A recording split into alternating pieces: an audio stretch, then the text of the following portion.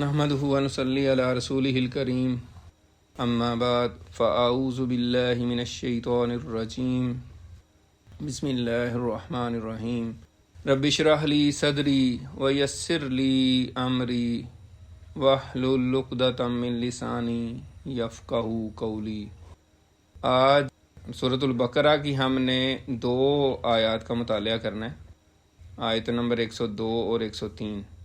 وَاتَّبَعُوا مَا تَتْلُو الشَّيَاطِينُ عَلَى مُلْكِ سُلَيْمَانَ وَمَا كَفَرَ سُلَيْمَانُ وَلَكِنَّ الشَّيَاطِينَ كَفَرُوا يُعَلِّمُونَ النَّاسَ السِّحْرَ وَمَا أُنزِلَ عَلَى الْمَلَكَيْنِ بِبَابِلَ هَارُوتَ وَمَارُوتَ وَمَا يُعَلِّمَانِ مِنْ أَحَدٍ حَتَّى يقولا انما نحن فتنة فلا تكفر فيتعلمون منهما ما يفرقون به بين المرء وزوجه وما هم بضارين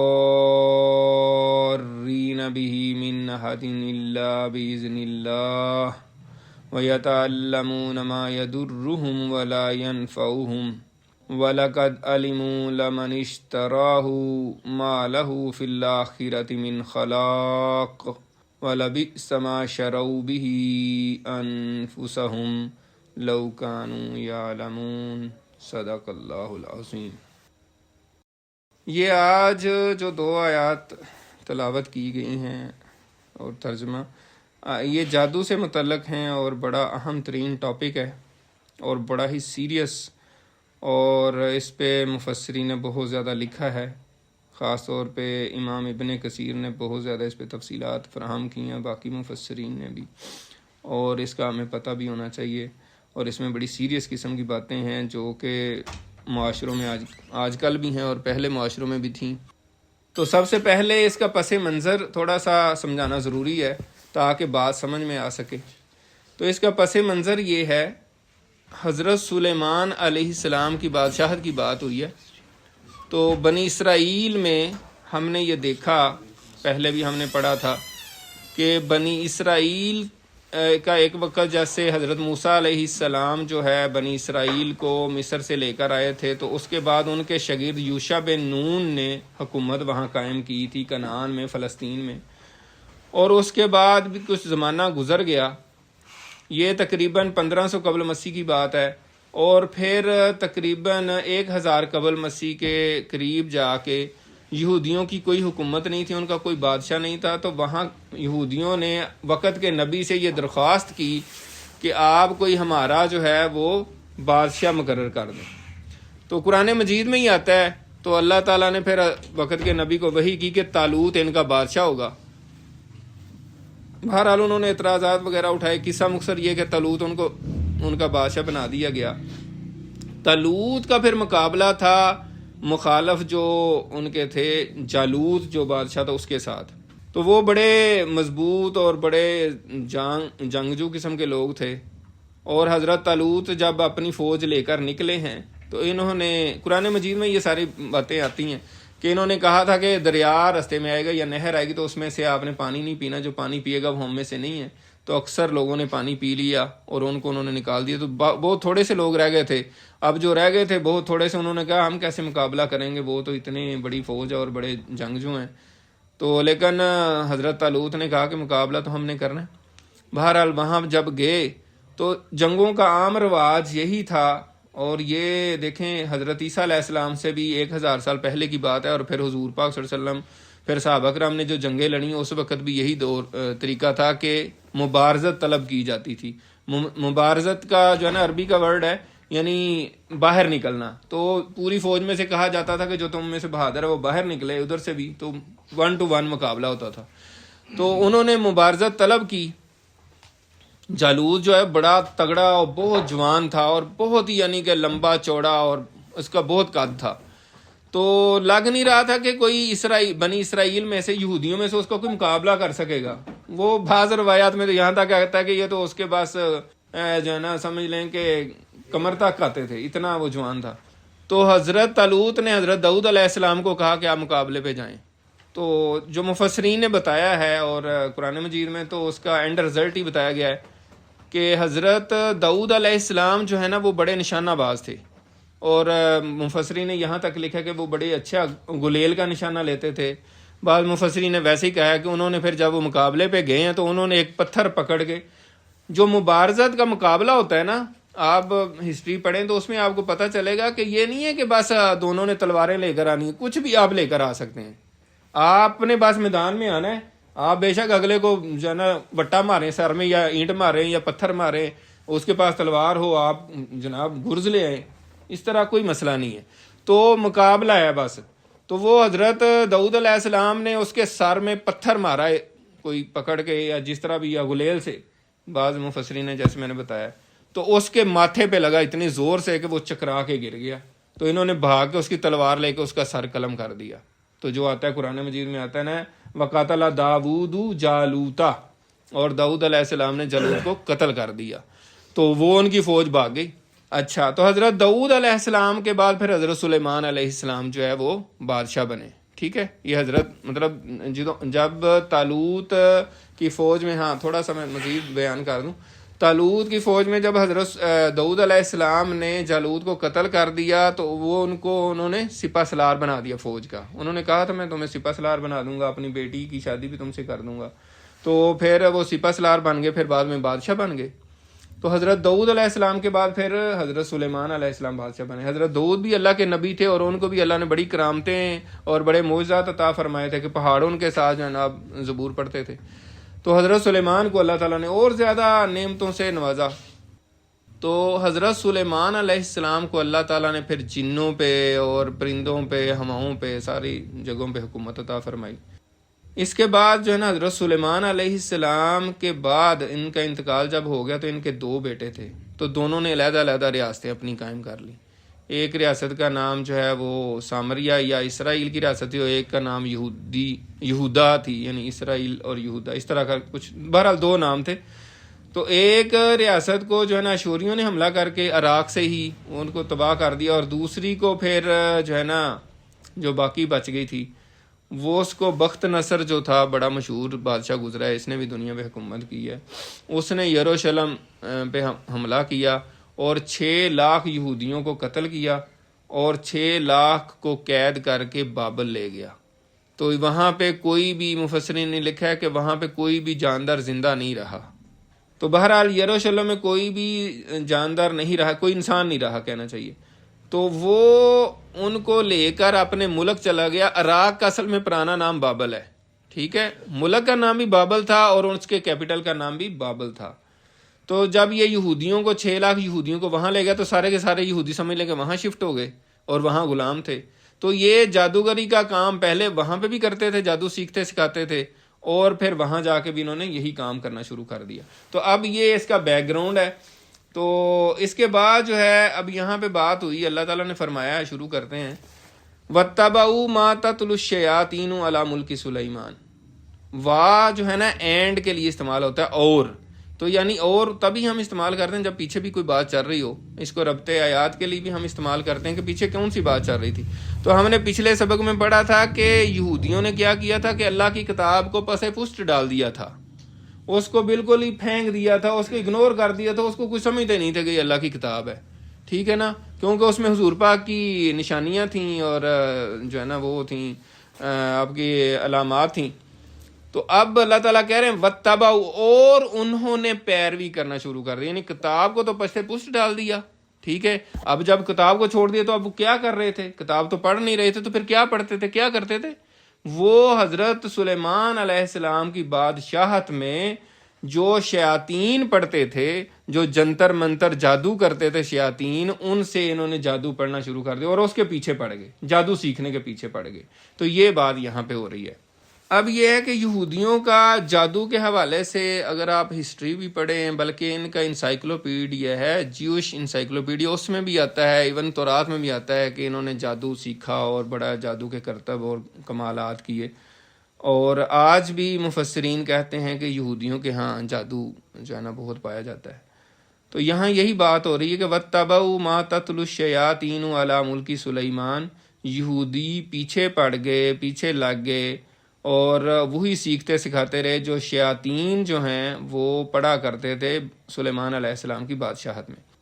تو حضرت سلیمان علیہ السلام کی جو سلطنت تھی اس دور میں، جیسے ہر دور میں کوئی نہ کوئی ایک کسی چیز کا عروج ہوتا ہے، جیسے آج کل آپ کہتے ہیں کہ کمپیوٹر سائنس ہے یا سائنس کا دور ہے، تو اس وقت جادو کا دورہ تھا۔ اور شیاطین میں مفسرین نے کہا ہے انسان بھی شیاطین ہو سکتے ہیں اور جن بھی، یعنی شیطان، کوئی انسان بھی شیطان ہو سکتا ہے اور جن بھی شیطان ہوتا ہے۔ اور بعض مفسرین نے تو یہاں تک لکھا ہے کہ جو انسان جو شیطان ہوتا ہے نا، انسان کی شکل میں جو شیطان ہوتا ہے وہ زیادہ خطرناک ہوتا ہے۔ کیونکہ جو جن شیطان ہوتا ہے وہ آپ کو صرف وسوسہ ڈال سکتا ہے اور کچھ نہیں کر سکتا۔ آپ کو وسوسے آتے ہیں، سارے انسانوں کو آتے ہیں، یعنی کہ مطلب کسی ایک خاص بندے کی بات ہے تو وہ وسوسہ ڈالتے ہیں انسان کے دل میں کہ یہ غلط کام ہے تو تم کر لو، خیر ہے سارے کرتے ہیں تم ہی کر لو۔ لیکن جو شیطان انسان ہوتا ہے وہ آپ کو پکڑ کے لے کر جائے گا، اور یار تو میرا بیلی ہے، میرے ساتھ نہیں آتا تو یار بس ایک گھوٹ لگا ہے، کوئی کچھ نہیں ہوتا یار، ایسے ہی مولوی کرتے رہتے ہیں، تو وہ زیادہ خطرناک ہے۔ تو خیر، تو جو شیاطین تھے وہ جادو منتر اس طرح کی چیزیں حضرت سلیمان علیہ السلام کے دور میں بڑی چل رہی تھیں، اور شیاطین خاص طور پہ جنوں کا بڑا اس پہ وہ تھا۔ تو پھر اللہ تعالیٰ نے حضرت سلیمان علیہ السلام کو ان پر قابو دے دیا، مسخر کر دیا، اور انہوں نے سارے جنات کو قید کر لیا، پکڑ لیا، اور ان کے زیر کنٹرول آ گئے۔ ان کے حکم کے بغیر وہ چل نہیں سکتے تھے، تو ان سے پھر حضرت سلیمان علیہ السلام نے بڑے کام بھی لیے۔ ہیکل سلیمانی بھی مفسرین نے لکھا ہے کہ انہی سے بنوایا، جو اتنے اتنے بڑے پتھر جو ہے نا کیسے اوپر گئے اور کیسے لگے، وہ لوگ حیران ہوتے ہیں، تو وہ اسی سے۔ اور بھی حوض بنواتے تھے، دیگیں بنواتے تھے، پتہ نہیں کیا کیا کچھ کرتے تھے۔ تو یہ تو ہے حضرت سلیمان علیہ السلام کی بادشاہت میں ان کا جو معاملہ تھا۔ وما کفر سلیمان، اور سلیمان علیہ السلام نے کفر نہیں کیا، ولکن الشیاطین کفروا، ولکن الشیاطین کفروا، اور لیکن شیاطین نے کفر کیا تھا، یعلمون الناس السحر، جو لوگوں کو جادو سکھاتے تھے۔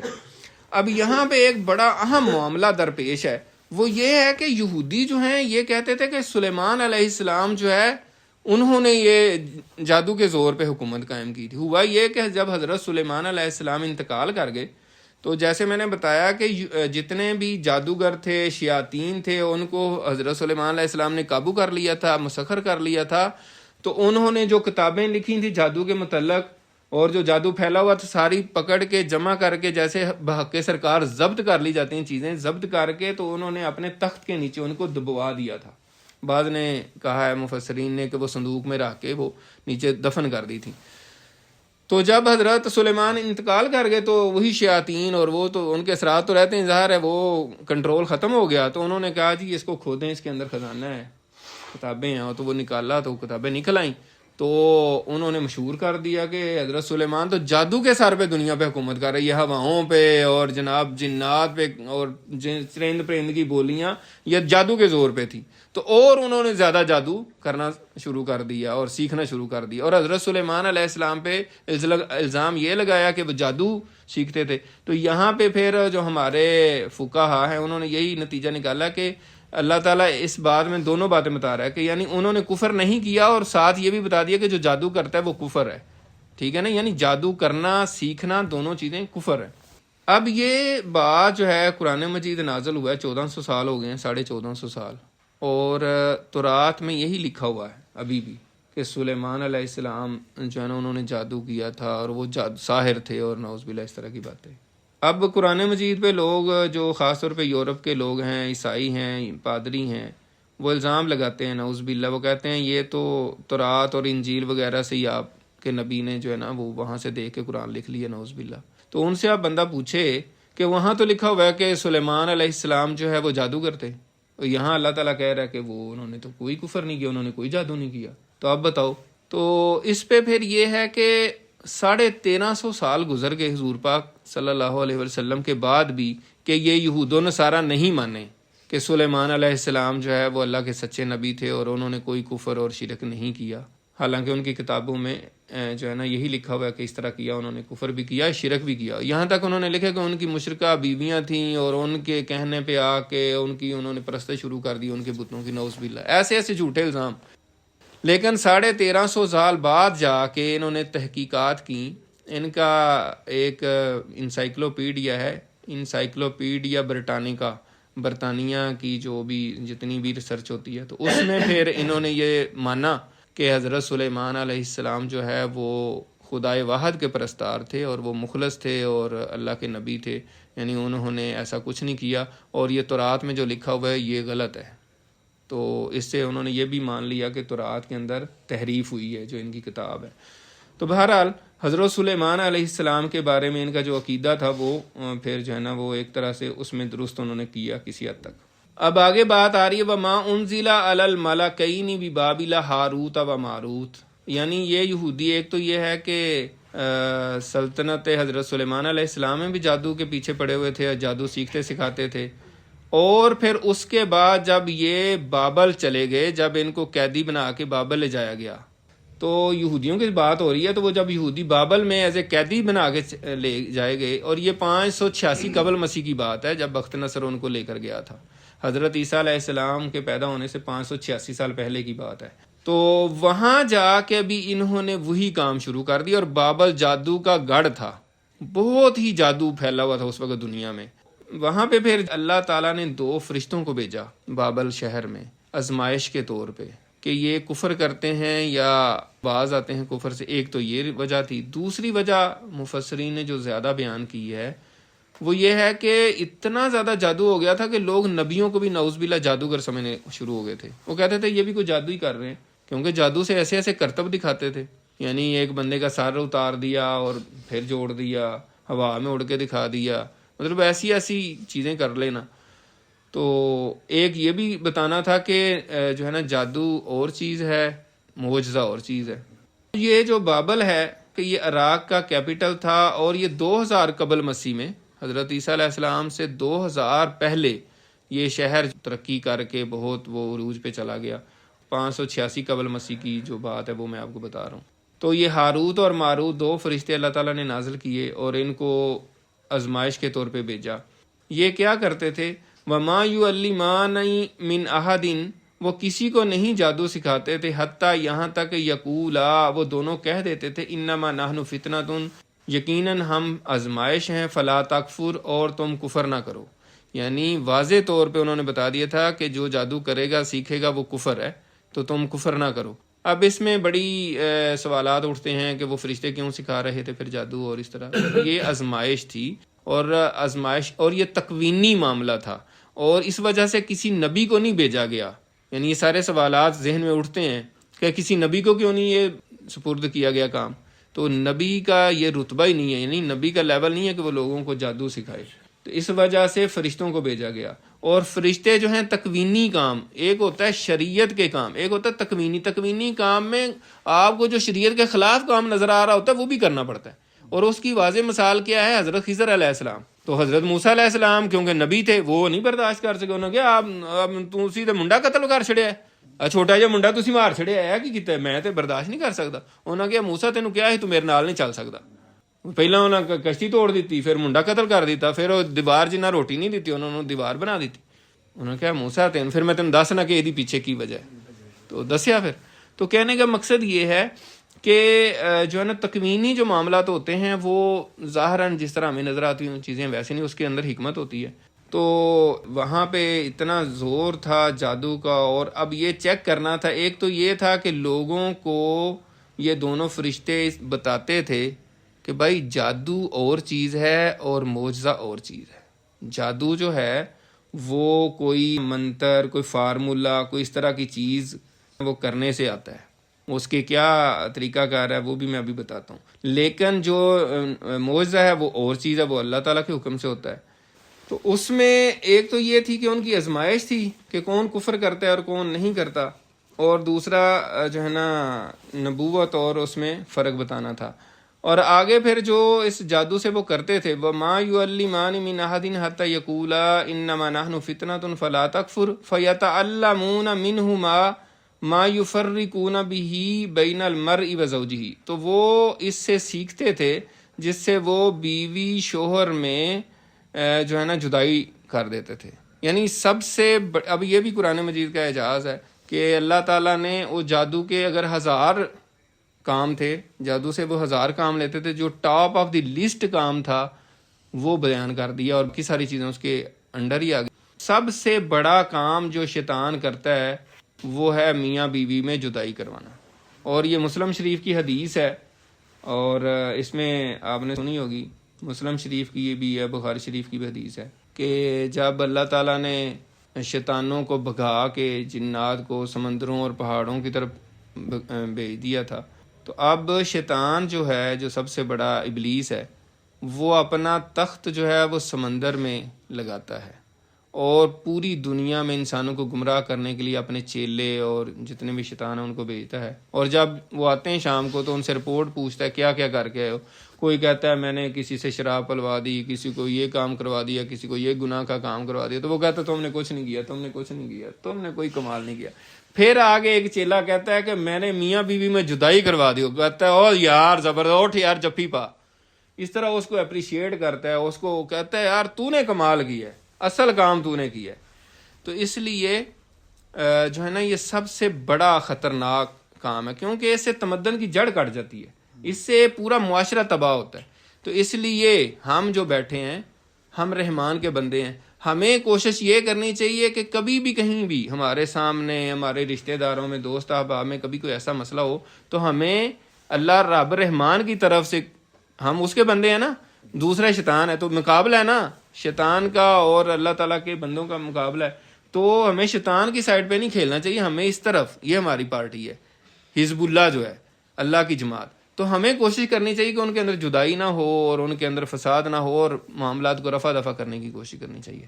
تو شیطان بہرحال یہی کوشش کرتے ہیں۔ اب وہ آپ دیکھ لیں، انسانوں کی شکل میں بھی شیطان ہوتے ہیں جو کہتے ہیں کہ نہیں یار ہے جدائی ہو ہی جائے تو بہتر ہے، اور وہ اور تھوڑا سا معاملہ ہوتا ہے وہ جلدی پہ تیل ڈالتے ہیں اور ڈالتے ہیں، کہتے ہیں بھڑکو بھڑکو، ٹھیک ہے نا۔ تو یہ ہمیں دیکھنا ہے کہ کہیں ہم ایسا تو نہیں کر رہے۔ اچھا، اب جادو کا اثر جو ہے وہ اللہ کے حکم سے آتا ہے، وہ یہ آ رہا ہے وَمَا هُمْ بِضَارِّينَ بِهِ مِنْ أَحَدٍ إِلَّا بِإِذْنِ اللَّهِ، اور وہ کسی کو بھی نقصان نہیں پہنچا سکتے تھے مگر اللہ کی اجازت سے، اللہ کی اذن سے۔ اس کا کیا مطلب ہے؟ یعنی اللہ کی مشیت کے بغیر جو ہے جادو بھی کسی کو نقصان نہیں پہنچا سکتا، اللہ کی جب تک اجازت نہ ہو۔ تو اس میں اب ایک اہم سوال پیدا ہوتا ہے کہ اللہ کی مشیت اور اللہ کی رضا میں کیا فرق ہے؟ یہ معاملہ سمجھنے والا ہے۔ عام جو لوگ ہیں ان کو پھر سمجھ نہیں آئے گی کہ کیا مطلب اللہ کی مشیت سے۔ ایک ہوتی ہے اللہ کی رضا، یعنی کوئی اللہ تعالیٰ کسی کام کرنے کا حکم دیتا ہے، یا پھر اللہ تعالیٰ کسی کام سے خوش ہوتا ہے، تو یہ اللہ کی رضا ہے، یعنی اللہ اس میں خوش ہے، وہ اور چیز ہے۔ ایک ہے مشیت۔ مشیت کا مطلب اردو میں بنتا ہے چاہت، یعنی اللہ جس کام کو چاہے، تو اللہ کے چاہے بغیر تو کچھ بھی نہیں ہو سکتا، ٹھیک ہے نا۔ تو اللہ تعالیٰ اگر کوئی انسان غلط کرتا ہے تو اللہ تعالیٰ نے، کیونکہ یہ دنیا امتحان کے لیے بنائی ہے، تو اللہ تعالیٰ اس کو ہونے دیتا ہے، کہتا ہے ٹھیک ہے تم کرنا تو کرو، میں نہیں روک رہا۔ اگر اللہ تعالیٰ روک دے تو نہیں ہو سکتا۔ تو یہ مشیت ہوتی ہے، یعنی مشیت برائی اچھائی دونوں کے لیے ہوتی ہے، ٹھیک ہے نا۔ اب دیکھیں سور اللہ تعالیٰ نے پیدا کیا، خنزیر تو یہ اللہ تعالیٰ نے پیدا کیا، حالانکہ وہ حرام ہے۔ اسی طرح اگر کوئی کسی کو قتل کر دیتا ہے تو وہ بھی اللہ تعالیٰ کی مشیت میں اللہ تعالیٰ اس کو قتل ہونے دیتا ہے، تو تبھی ہوتا ہے۔ تو یہ دونوں میں فرق ہے، تو یہ ہمیں پتہ ہونا چاہیے۔ اچھا، اس میں ایک بات اور جو اہم ہے وہ یہ ہے کہ جادو کے اسباب کیا ہیں، جادو کے اسباب خفیہ، یعنی جادو کیسے ہوتا ہے۔ مفسرین نے بتایا ہے کہ اب ایک انسان ہے، وہ کسی کو گالی دیتا ہے تو الفاظ ہی ہوتے ہیں، تو اسے وہ کتنا بھڑک اٹھتا ہے۔ اسی طریقے سے کوئی نرم اور ترنم آواز سے کوئی چیز گاتا ہے تو اس سے بندہ جھوم جاتا ہے، تو یعنی ہوتے تو الفاظ ہی ہیں۔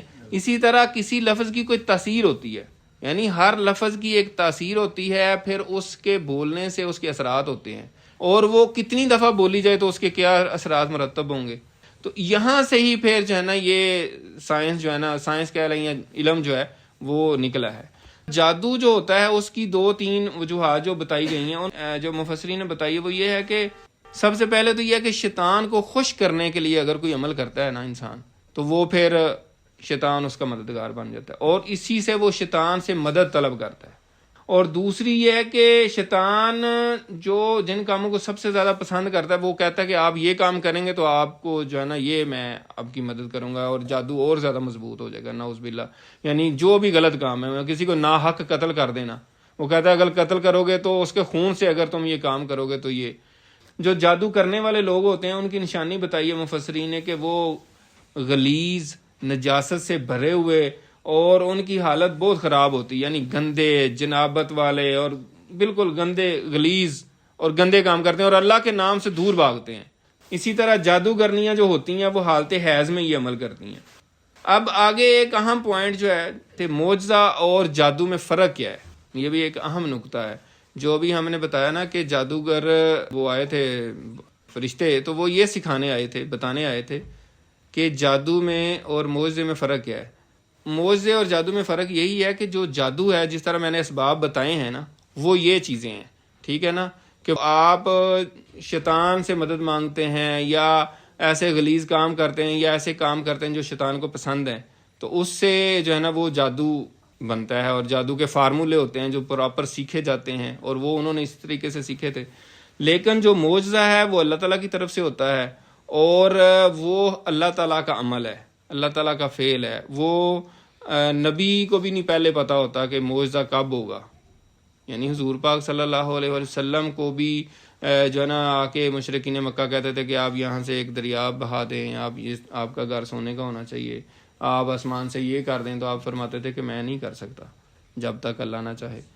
تو ایک تو معجزے اور سحر میں یہ فرق ہے۔ اسی طرح کرامت اور جادو میں بھی فرق یہی ہے کہ اب آج کے دور میں تو نبی نہیں ہے کوئی آنا، تو ہمیں کیسے پتہ چلے گا کہ کوئی بندہ جادوگر ہے یا ولی اللہ ہے؟ تو اس کا بھی یہی ہے کہ آپ دیکھیں قرآن مجید میں اللہ تعالیٰ نے فیصلہ کر دیا ہے، ان اولیاؤہ الا المتقون۔ اللہ تعالیٰ نے فرمایا سورہ یونس میں کہ اللہ تعالیٰ کے جو دوست ہیں، جس کو ولی اللہ ہم کہتے ہیں، وہ اللہ کا ولی نہیں ہوتا مگر متقی انسان۔ جو انسان متقی ہے وہ اللہ کا ولی ہوگا۔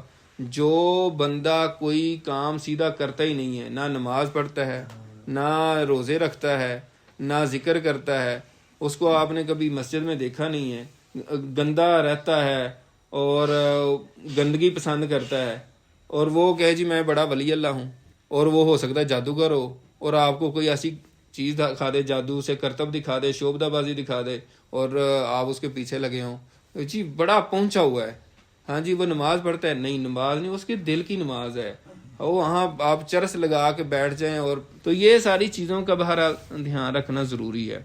وَيَتَعَلَّمُونَ مَا يَضُرُّهُمْ وَلَا يَنْفَعُهُمْ، اور وہ سیکھتے تھے جس سے ان کو ما يَضُرُّهُمْ، جو ان کو نقصان ہی پہنچاتی تھی، وَلَا يَنْفَعُهُمْ، اور کوئی فائدہ نہیں دیتی تھی۔ تو جادو جو ہے وہ کس لیے سیکھا جاتا ہے؟ دنیا کو کوئی بندہ ایسا ہے جو جادو سیکھ کے دوسروں کو فائدہ پہنچانا چاہ رہا ہو؟ نہیں، نقصان پہنچانے کے لیے لوگ سیکھتے ہیں۔ تو اس لیے اللہ تعالیٰ نے فرمایا کہ اس سے ان کو نقصان ہی ہوتا تھا، فائدہ نہیں ہوتا تھا۔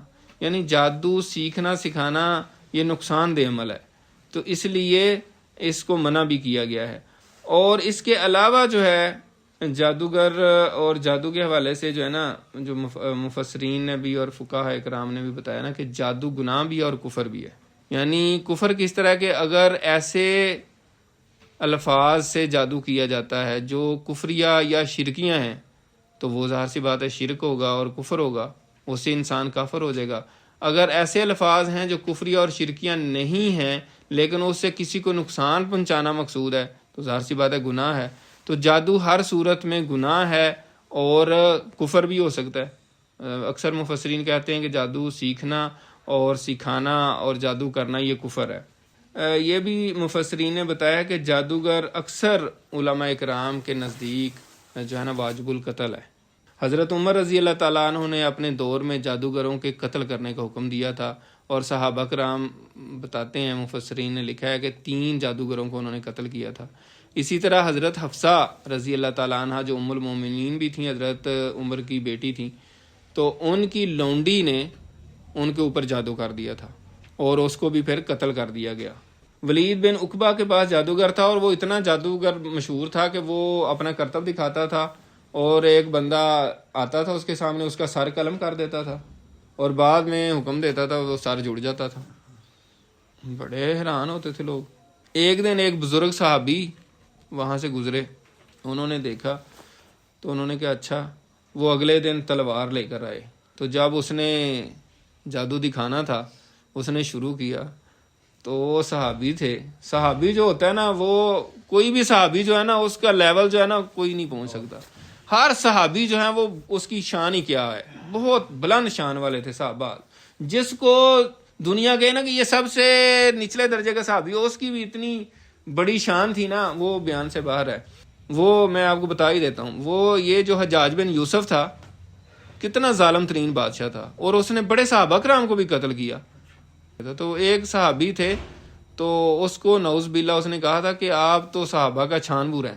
انہوں نے اس کو منع کیا, انہوں نے کہا کہ یہ تم غلط کر رہے ہو اور میں تم سے ڈرتا نہیں ہوں. کہنے کا مطلب ہے کہ جو جابر ترین بادشاہ تھا, جس کے آگے کوئی بولتا نہیں تھا, جس صحابی کو وہ کہہ رہا تھا نعوذ باللہ اس کے بقول کہ وہ سارے صحابہ میں سے سب سے نچلے درجے کے ہیں, تو وہ ان کے اندر بھی اتنی جرأت تھی.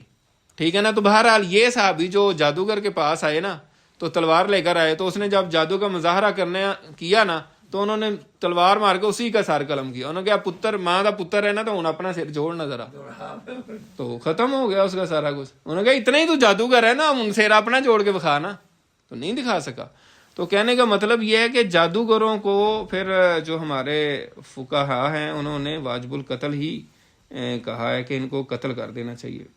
وَلَقَدْ عَلِمُوا لَمَنِ اشْتَرَاهُ مَالَهُ فِي الْآخِرَةِ مِنْ خَلَاقٍ, اور انہوں نے یقیناً جان لیا کہ جو بھی یہ سودا کرتا ہے یعنی جادو سیکھتا ہے اس کا آخرت میں کوئی حصہ نہیں. یعنی یہ ان کو سمجھ آ گئی, ان کو بتایا بھی, فرشتوں نے بھی بتایا اور انہوں نے بھی جان لیا. لیکن پھر کیا کر رہے تھے, وَلَبِئْسَ مَا شَرَوْا بِهِ أَنفُسَهُمْ, پس کتنا برا ہے جو ان کی جانوں نے خریدا, یعنی اپنا ایمان بیچ کر جادو کو خریدا, جادو حاصل کیا.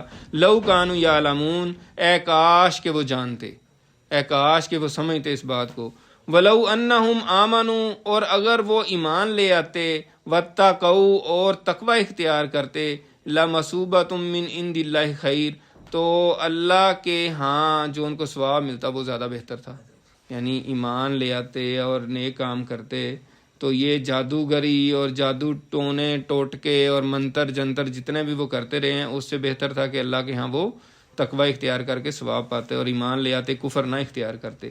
لو کانوا یعلمون, اے کاش کہ وہ جانتے ہوتے. اب پہلے کہا ہے کہ وہ جانتے, انہوں نے جان لیا, پھر یہاں کہا گیا کہ لو کانوا یعلمون, اے کاش کہ وہ جانتے ہوتے. تو اس میں فرق کیا ہے؟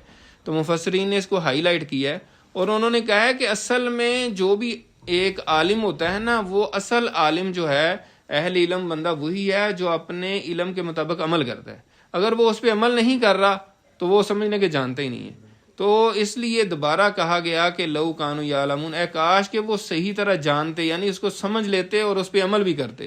صرف انفارمیشن ہونا ضروری نہیں, اس پہ عمل کرنا بھی ضروری ہے. تو اس وجہ سے یہ بات کہی گئی ہے. بہرحال اس میں کچھ اور چیزیں بھی ہیں. ایک بڑی اہم بات جو ہے وہ ہمارا معاشرہ جو ہے اس میں کیا چل رہا ہے, یہ بھی بڑی اہم بات ہے کہ اب ہم اپنے جس معاشرے میں رہ رہے ہیں اس میں جادو ٹونا, جنتر منتر اور یہ جو چیزیں ہیں سفلی علوم اور پتہ نہیں کیا کیا, یہ کتنا چل رہا ہے اور ہمیں اس پہ دیکھنے کی ضرورت ہے. میں نے کافی اسکالرز کو اس حوالے سے سنا بھی اور بڑی خوفناک قسم کی باتیں مجھے پتہ چلی ہیں جو میں سمجھ نہیں آ رہی کہ میں کیا کیا بیان کروں. ایک میں بات بتا دیتا ہوں یہاں پہ سب کو, جس سے الرٹ آپ ہو جائیں گے.